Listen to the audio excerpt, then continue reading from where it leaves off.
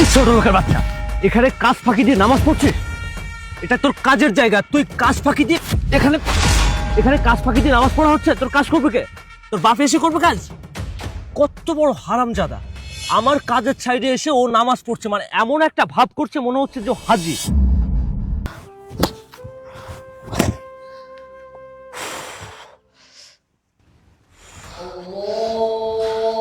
আজান দিয়ে দিছে না, এখন আর কাজ করবো না।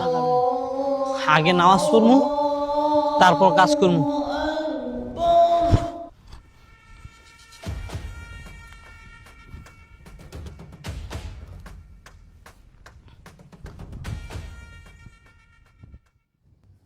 আল্লাহু আকবার। আচ্ছা স্যার, চিন্তা করবেন না, আমি দেখছি। ওকে, ঠিক আছে। আরে কি ব্যাপার, এই ছোট লোকের বাচ্চা কাজ ফাঁকি দিয়ে নামাজ পড়ছে? তার মানে প্রতিনিয়ত সে কাজে ফাঁকি দিয়ে এখানে নামাজ পড়ে। ওরে ফাঁকিবাজের বাচ্চা, ওকে আমি আজকে এমন শিক্ষা দিব যে সারা জীবন মনে রাখবে। দাঁড়া। এই ছোট লোকের বাচ্চা, এখানে কাজ ফাঁকি দিয়ে নামাজ পড়ছিস? কি রে, আমার কথা কানে যাচ্ছে না? এই, এখানে এখানে কাজ ফাঁকি দিয়ে নামাজ পড়া হচ্ছে, তোর কাজ করবে কে? তোর বাপ এসে করবে কাজ? কত বড় হারামজাদা! আমার কাজের সাইডে এসে ও নামাজ পড়ছে, মানে এমন একটা ভাব করছে মনে হচ্ছে যে ও হাজি। হ্যাঁ, হাজি মাওলানা। জীবনেও তো নামাজ পড়ে না, এখন কাজের সাইডে এসে নামাজ পড়ছে। দেখো, আমার কোনো কথা কানে নিচ্ছে না। এই, তুই কি আমার কথা শুনতে পাচ্ছিস আমি কি বলছি? আজব ব্যাপার, মানে আমি আশ্চর্য হয়ে যাচ্ছি, ওর কোনো কথাই কানে নিচ্ছে না। আসসালামু আলাইকুম রাহমাতুল্লাহ। সাহেব, আসসালামু আলাইকুম।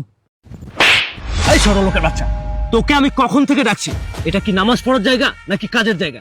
কোম্পানি তোকে কিসের জন্য বেতন দেয়? নামাজ পড়ার জন্য বেতন দিচ্ছে নাকি তোর কাজের জন্য বেতন দিচ্ছে? কাজ ফাঁকি দেওয়ার চিন্তা। আমি যদি দূর থেকে দাঁড়িয়ে না দেখতাম তাহলে তো তুই আজকে সারাদিন ধরে নামাজ পড়তিস। এমন একটা ভাব করিস মনে হচ্ছে যে তুই হাজি মাওলানা। 5 ওয়াক্ত নামাজ কালাম কোনোদিন পড়েছিস? আমি তো কোনোদিন দেখলাম না যে তুই 5 ওয়াক্ত নামাজ কালাম পড়েছিস। মানে এখানে এসে নামাজ কালাম পড়লে কাজে ফাঁকি দেওয়া যাবে, এই চিন্তা। কতক্ষণ ধরে তোকে রাখছি, নামাজ পড়ছিস কেন তুই? আমাকে কৈফিয়ত দে। এই, কোম্পানি থেকে যখন টাকা দেয়, কোম্পানি থেকে যখন তুই টাকা নিস, 1 টাকা তো কম রাখিস না। তাহলে কোম্পানির কাজ কেন ফাঁকি দিচ্ছিস? নামাজ কেন পড়ছিস তুই? আমাকে কৈফিয়ত দিতে হবে, তুই নামাজ কেন পড়ছিস এটার কৈফিয়ত তোকে দিতে হবে। স্যার, আমি তো এতক্ষণ কাজই করতেছিলাম। যখন শুনলাম আজান পড়ছে, তখন আমি ভাবলাম আগে নামাজটা পড়ে নিই, তারপর কাজ করব। আর স্যার, আপনি আমাকে চর মারছেন না, আমি কোনো কষ্ট পাইনি। আর স্যার, আপনি তো মুসলমান, আপনি জানেন এই যে আমি নামাজ পড়তেছিলাম, আপনি আমাকে নামাজ অবস্থায় লাথি মেরে ফেলে দিলেন। এই কাজটা কি আপনি ঠিক করলেন স্যার? এই ছোট লোক, কোনটা পাপ কোনটা পুণ্য সেটা তোর কাছ থেকে আমার শিখতে হবে। ছোট লোকের বাচ্চা, এখানে তুই কাজের জন্য আসিস, আর তুই কাজ না করে নামাজ পড়ছিস, আবার তুই আমাকে জ্ঞান দিচ্ছিস। এখানে কি জ্ঞানের ভান্ডার খুলে বসেছিস নাকি কাজ করতে আসছিস তুই? কোনটা? স্যার, আমি আপনাকে জ্ঞান দিতে যাব কেন?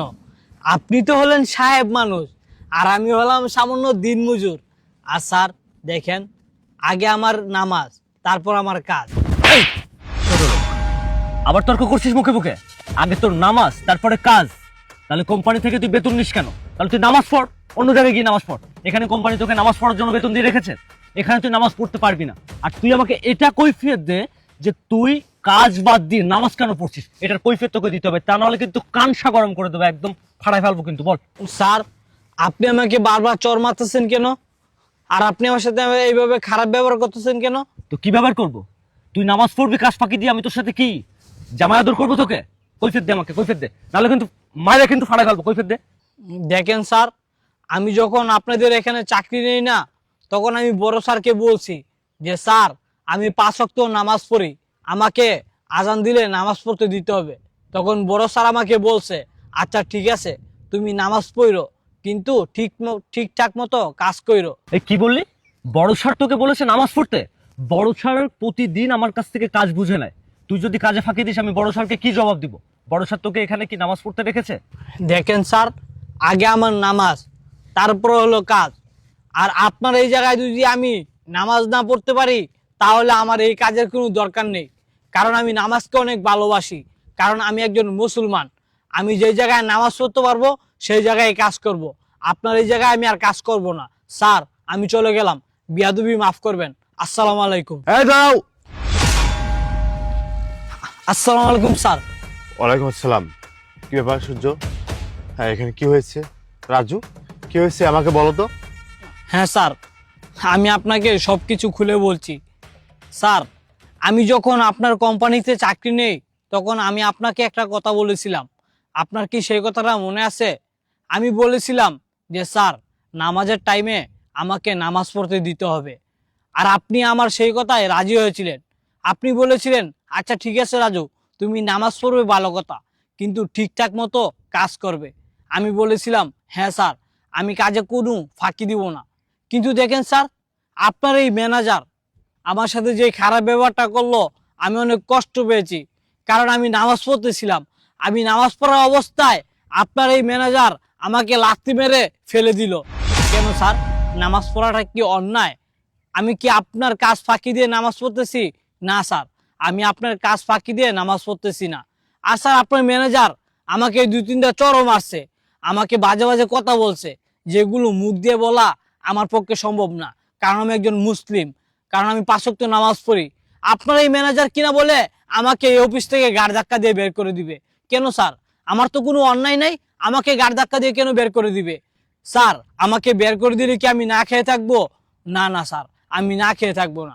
কারণ রিজিকের মালিক আল্লাহ। আল্লাহ না একটা না একটা উপায় আমাকে ঠিকই বের করে দিবে। স্যার, আপনি বিয়াদবি কিছু মনে করবেন না। যেই কোম্পানিতে আমি নামাজ পড়তে পারবো না, সেই কোম্পানিতে আমি কাজ করব না। আচ্ছা ম্যানেজার, রাজু যেটা বলতেছে এটা কি ঠিক কথা বলছে? স্যার, রাজু যেটা বলছে সেটা ঠিকই বলছে, কিন্তু স্যার আমার একটা কথা আপনি শুনুন। আমার মনে হয় কি জানেন স্যার, ও কাজে ফাঁকি দেওয়ার জন্য প্রতিদিন এভাবে বাহানা করে। স্যার, আমি প্রায় সময় আসি, কাজের সাইডে এসে দেখি ও নামাজ পড়ছে। আমার মনে হচ্ছে স্যার, ওর নামাজটা হচ্ছে বাহানা কাজে ফাঁকি দেওয়ার জন্য। আর স্যার, আপনি একটা জিনিস ভেবে দেখেছেন, আমাদের কোম্পানির ওয়ার্কাররা যদি এভাবে কাজ করতে থাকে তাহলে তো আমাদের কোম্পানি দেউলিয়া হয়ে যাবে। আর আমি ম্যানেজার হয়ে চাই না যে আমাদের কোম্পানি দেউলিয়া হয়ে যাক। এই জন্য স্যার আমি ওর সাথে এরকম বাজে ব্যবহার করেছি। চুপ থাকো তুমি। আমি কি তোমাকে কখনো টাকা কম দিয়েছি, বেতন কম দিয়েছি? কোম্পানির লস লাভ সেটা তো তোমার ভাবতে হবে না। কোম্পানির লাভ লস ভাবার লোক আমার আলাদা আছে। আর হ্যাঁ, তুমি যে কাজটা করেছো এটা তো ভুল করেছো। একটা মানুষ সে নামাজ পড়তেছে, তাকে তুমি লাথি মারার সাহস কোথায় পেয়েছো? এই সাহসটা কি কোম্পানি থেকে তোমাকে দিয়েছে? কোম্পানি কি তোমাকে বলেছে যে মানুষ নামাজ পড়ে তাকে লাথি মারে ফেলে দিবা? কেন? নামাজের টাইম নামাজ পড়তে হবে, এটা তো কোম্পানির রুলস। আর আপনি একটা মুসলমান হয়ে আপনি আর একটা মুসলমান ভাইকে কিভাবে নামাজের অবস্থায় লাথি মারলেন বলেন? স্যার বলছি, আমি আসলে বুঝতে পারিনি স্যার, এর জন্য আমি ওর সাথে খারাপ ব্যবহার করেছি। আমি স্যার আপনার কাছে রিকোয়েস্ট করছি স্যার, আমাকে তাড়িয়ে দেবেন না, আমি নিজের ভুলটা শুধরে নেব। না, আমি কখনো মাফ করব না। আপনার কত বড় সাহস! আপনি তো একজন মুসলমান। এই, আপনি দুনিয়াতে কয়েকদিনের জন্য আইছেন? সীমিত টাইমের জন্য আইছেন। চিরকাল কিন্তু এই দুনিয়াতে থাকবেন না। আপনি আমি কেউ থাকবো না। আমাদের বাপ দাদা কিন্তু এই দুনিয়াতে আইছিলেন। আমাদের সেই বাপ দাদা এখন আর নাই, দুনিয়ার থেকে বিদায় নিয়েছেন। আপনি কি আপনার পূর্ব মানুষের নামগুলো কি বলতে পারবেন? আপনার দাদার বাবার নাম, তার বাবার নাম, তার বাবার নাম বলতে পারবেন? বলতে পারবেন না। তারা কিন্তু দুনিয়াতে ছিলেন। আর আপনি আপনি থাকবেন না দুনিয়াতে বেশি দিন। আমি আমি আপনার স্যার, আমিও দুনিয়াতে থাকবো না। এই টাকা পয়সা অর্থ সম্পদ আমি কি কবরে নিয়ে যাইতে পারবো? বলেন। পারবো না। কারণ এই টাকা পয়সা অর্থ সম্পদ সব না দুনিয়াতেই থাকবে। আমার কবরে কি যাবে? শুধুমাত্র আমার কাপড় যাবে, আমার শরীরের কাপড়। আর আমি দুনিয়াতে কোনটা ভালো কাজ করেছি সেই ভালো আমলগুলো আমার সাথে কবরে যাবে। হ্যাঁ, আপনি কি আল্লাহর সামনে জবাব দিতে পারবেন যে দুনিয়াতে এই কাজগুলো আপনি করেছেন? একটা মানুষকে নামাজ পড়া অবস্থাটাকে লাথি মেরে ফেলে দিয়েছেন। এই কথাগুলো কি আপনি আল্লাহর সামনে জবাব দিতে পারবেন? পারবেন না। তখন পারবেন না। আপনি তো 5 ওয়াক্ত নামাজ পড়েন না, আপনি তো নামাজ কালামই করেন না। তাহলে নামাজের মর্ম আপনি কি বুঝবেন? আপনি কখনো মসজিদে বারান্দায় গিয়েছেন? হ্যাঁ, গিয়েছেন? যান নাই। আর আপনি অন্য মানুষের বিষয়গুলো কেমনে করে বুঝবেন? শোনেন, আপনার মতো মানুষকে না আমার কোম্পানিতে রাখবো না। কারণ যে মানুষটা নিজে নামাজ পড়ে না, অন্য মানুষের নামাজ, সে আল্লাহর নাম ডাকতেছে। আর সবকিছুর মালিক তো আল্লাহ। সেই কাজ হবে কি হবে না, আল্লাহ কোথায় কাকে নিয়ে যাবে সেই সব কিছু ডিসিশন তো আল্লাহ। আর আপনি আপনি কি আমাকে কোটিপতি বানিয়ে দিবেন?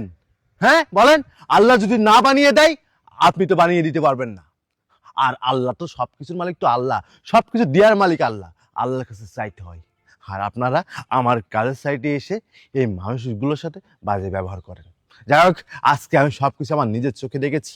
আমি কখনো আশা করতে পারিনি আপনি আমার ম্যানেজার হয়ে এই ধরনের কাজটা আপনি করতে পারবেন। যাই হোক, আপনার সাথে এখন আর কথা বলার টাইম আমার নাই। আপনি আমার কোম্পানি থেকে এক্ষুনি চলে যাবেন। আপনার মতো ম্যানেজার না আমার কোম্পানিতে না থাকার অধিকার নাই। আপনি এক্ষুনি আমার সামনে থেকে যান, যান বলছি। স্যার, আপনি ওনাকে মাফ করে দেন, কারণ উনি তো ওনার ভুলটা বুঝতে পারছে। চুপ থাকো রাজু তুমি। যে মানুষ এত বড় অন্যায় করেছে তাকে মাপ, সে তো মাপ পাওয়ার যোগ্য না। কারণ আল্লাহ মনে হয় তাকে মাফ করবে না। আরে রাজু, তুমি তো 5 ওয়াক্ত নামাজ কালাম করো।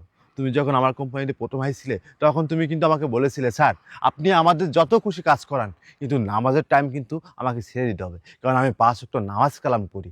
আমাকে আগে নামাজ পড়ে দিতে হবে।